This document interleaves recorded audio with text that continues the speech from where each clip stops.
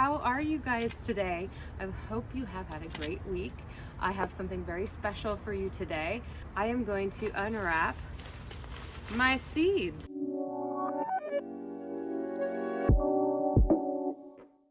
Even though I haven't been up here very much, there are a couple things going on. Here are my garlics that I planted with my nephews. I'd say it was probably about a month ago. Really tall already. You can see that height comparison. It's higher than my hand in a lot of cases. Very exciting stuff. And remember, you can plant these garlics in the winter, even the late fall, and they can overwinter, and then they will be even bigger when you harvest them. So super cool stuff. Oh, and the artichokes are bumping because they tend to put out their flowers, I think, in like March. Gotta look in here and see if you can see it starting to bud. Not yet, but you can bet when they do, I'm gonna play The Weekend. I feel it coming because I do that every year. This year it is still a bit difficult to get seeds like it was last year, right at the beginning of the pandemic when everybody wanted to start gardening. So if you haven't thought about it yet, right now is a great time to either place your order online or go to your local nursery and see what kind of stock of seeds they have. Or a little bit of both. I know it might seem a little early, it's now the beginning of February, but actually you can start most seeds indoors in little seed trays or little pots, whatever you have. And then when the weather becomes appropriate wherever you live, you can transplant them out into the garden. So you just need to read the seed packets and figure out which ones you can start indoors and which ones should be direct sown, which means you plant them where they're gonna grow. Alrighty here. Oh my gosh, there's so many good seeds. Collards, tomato. I know you can start these indoors. I'm gonna just do a little separating how I think it probably will be direct sow and start indoors. Lettuce, direct sow. Tomato, cucumber, another different cucumber, another different cucumber. Strawberry, not sure. Start indoors, boom. It says right in the planting instructions, start indoors. This says sow indoors in late winter. So leek, you can actually start even sooner than your spring vegetables. I mean, they all technically start in late winter, but this is a slow grower. So do make sure you get on that if that's when you want to grow. Lettuce, yeah, double checked, but yes, these are definitely direct sow. Blacktail mountain watermelon. These are going to be start indoors situation. Direct seed for the beans. As you can see, there's way more of the starting indoors, as I mentioned. Another kind of tomato. Ashwagandha, amazing. Okay. Surface sow seeds, impress into soil. Direct sow that guy. Carrots, direct sow. Bok choy, probably direct sow, although these are their free ones. Sometimes their free ones don't come with as much instructions on them as the other ones. But I'm just gonna go with that. Corn, you can start indoors. Another tomato. I wonder if we like tomatoes around here. Asparagus, I have started these. Yep. So soak the seeds for 24 hours and then sow indoors 2 to 3 months before last spring frost. So boom. Another kind of lettuce we're gonna put there. Another watermelon there. Kale, we're gonna direct sow that baby. Barry's Crazy Cherry Tomato, a classic from Baker Creek.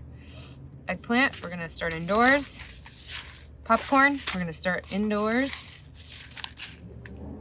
Swiss chard, outdoors. Eggplant, indoor.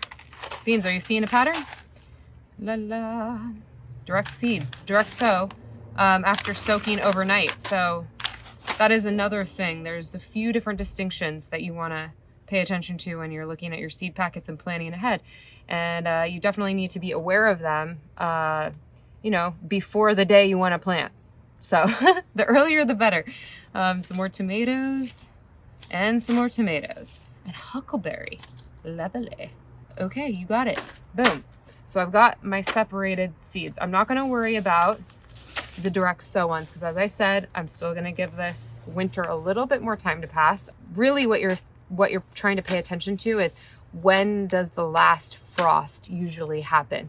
So you don't want to get these seeds in the ground before the last frost if possible, or at least expose them to as little frost as possible, because that will kill young little seedlings. So that's what we're trying to avoid, and that's why it says start after the last frost. Even though we don't get frost here, it's kind of pointless for me to plant these right now, because it's just the weather hasn't changed. It hasn't like warmed yet. So here's what I've got going for today. And what I thought I would do with at least some of these so that you could see is I will start these in my little seed trays. Okay, so first and foremost, I got all dirty. It's the garden, get used to it. This is a seed tray. These are all seed trays. They're in different sizes. A lot of times you buy certain plants in these already. These ones usually I have to purchase. And the good news about that is because they're about 20 bucks each usually, they come with like a tray and a top and all this stuff that gets broken or lost. This is the important part. Even though this costs about 20 bucks, I think this is probably going to be like the 5th year in a row I've used this. So, you know, it's not such a bad deal. For now, I'm going to show you maybe in one of these, since we're only going to do a few for the video, and then set you guys free to do it yourself. What you're gonna need besides your seed tray is also some soil. You can use potting mix, which I have here. There's also special seed starting soils that are available.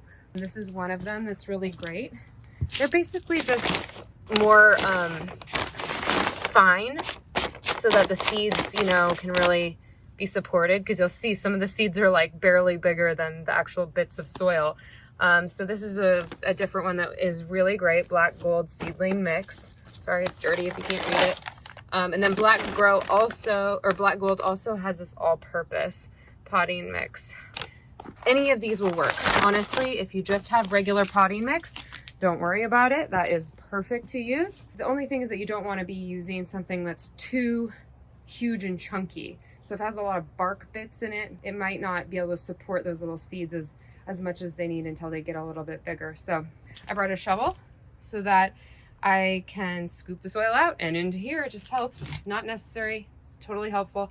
And then this is very important. I have things to mark where I'm planting the seeds. These, I will have to warn you, can sometimes act as a wick and pull water out of the soil that's in here, and there's not very much soil that can fit in there. So this might actually force you to water these things more often. Another great option that I found are these wooden clothespins. What I love about being in the garden is that, you know, I can kind of do my own thing. Be by myself, be just with the nature, and it's quite relaxing. So it's been a long winter already and I've missed it. This soil was outside while we recently had a big rainstorm, so it's a little bit waterlogged. Definitely, you know, the best quality of soil for anything, the best consistency, even if it's not just seed planting, even if it's just to work with the soil in any way. It's always best to have this sort of just slightly damp texture, so not anything that's been recently watered. Just easier to work with the soil. That was a giant chunk, by the way, a big stick, so I got rid of it. See, even in this like seedling mix, you still get it every once in a while. You don't need to go sifting through the soil, don't worry. But I mean, look, like that's a giant stick. So we don't need that.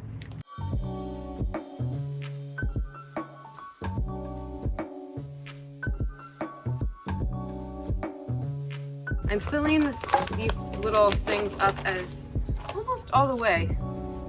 You might want to be tempted not to fill them up all the way, because you're thinking like, oh, then I can't put soil on top to like cover the seed after I put it in there. But actually this soil is going to settle a lot.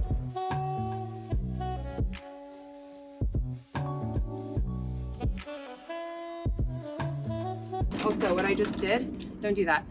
Don't put your shovel into the bag of soil and leave it there. I have lost so many shovels and then I don't find them until like the next year when I'm like, oh, I need more soil, and I open up the bag.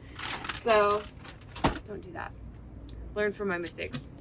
All right, I'm gonna start with some tomatoes. Since I have so many tomatoes, I'm gonna start with 6 different varieties of tomatoes in a small garden like this. And this is a pretty decent sized garden too. So if you only have a few pots, especially this applies to you, you don't need to plant a whole ton of everything, right? You want maybe to have like 3 seedlings of each different thing that you're planting, just in case one dies later or whatever. You want them multiples, but not too many, right? Because you actually won't have room. As plants grow, it's shocking how tight and crowded things get, and you really need to pay attention to how many you're planting in and the spacing that's appropriate for that specific plant. A seed tray like this one is perfect for separating out the different seed varieties that you're planting by column. Lychee tomato, I'm gonna plant that in this row. So I'll plant 3 of them, maybe 6, I'll do 2 in each one. Napa Chardonnay, I'll plant this row with that. Berries Crazy Cherry Tomato, that can go in this one. So I'm going to do 6 different varieties here.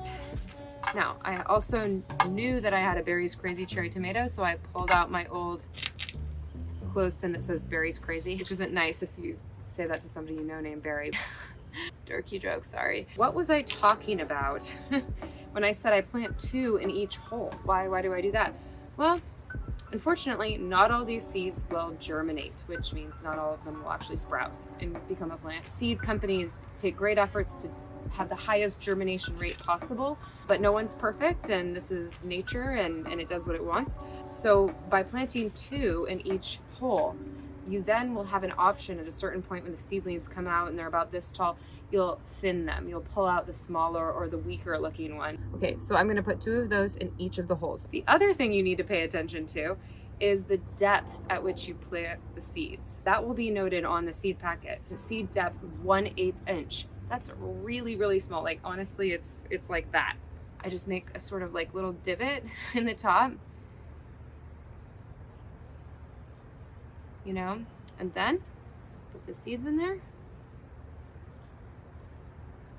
Another great thing to know is, a little tip is to put make all of your holes, put all of the seeds, and then cover them all up. Because if you lose your place, if you're covering them up as you go and then you lose your place, you're like, oh wait, did I put some in there yet or not? And you can't remember. This is a way to avoid that. All right, so, and then in this case, because we don't really need a whole lot of soil to make a 1/8 covering on here, I'm just gonna push some of that soil that I displaced back over the top, and there we go. That's it. Except for watering it, which we'll do at the very end. And the label. Great, it's labeled, good, moving on.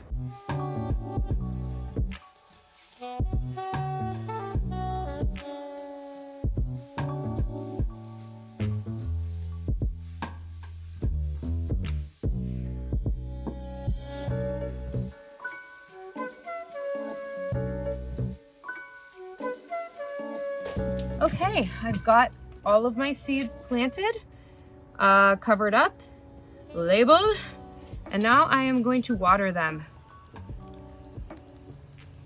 You gotta be really gentle because look at how much this water is getting displaced even with a gentle trickle.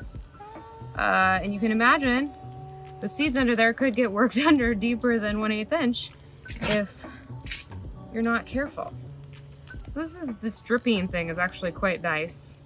Whatever you use to water these seed trays, make sure you do it gently.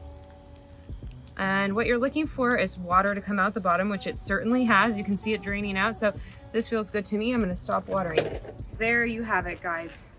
This seed tray is ready to go. The only thing that I have to do now is bring it inside. I actually usually place this on like these giant plastic platters that I have right next to my kitchen sink, which is right next to a window. So it's perfect, it has all the different things. And being so close to the sink it helps me remember to water them. So that's the most important thing. If you're doing your own containers, so this is important, if you have like egg cartons or yogurt cups or whatever it is that you're recycling, that's great, awesome, super cool to plant your stuff in there. It's very, very important to make holes in the bottom and make them sufficient enough that the water can really drain out. Because like I said, if these are waterlogged, these seeds are not going to germinate. So you want to go for, you know, that kind of a ratio of solid bottom to whole. Keep it in a bright indoor space. You're going to make sure that the soil is watered and that it has the consistency of a wrung out sponge. And you're just going to wait. In about a week, I'm going to see these tomato seedlings start to pop out. So they're that quick. Not everything's that quick. So, you know, don't get discouraged if it doesn't happen in a week's time. It depends on what you're planting. This is the most exciting part of gardening. The miracle of planting seeds and having these things come up out of the ground. It gets you every time. So enjoy it. Let me know if you have any questions, if there's something I haven't covered about seed starting indoors. We're gonna start having a lot more garden related content again now that spring is coming close. So definitely stay tuned. Don't forget to like and subscribe, and I love you. Mwah.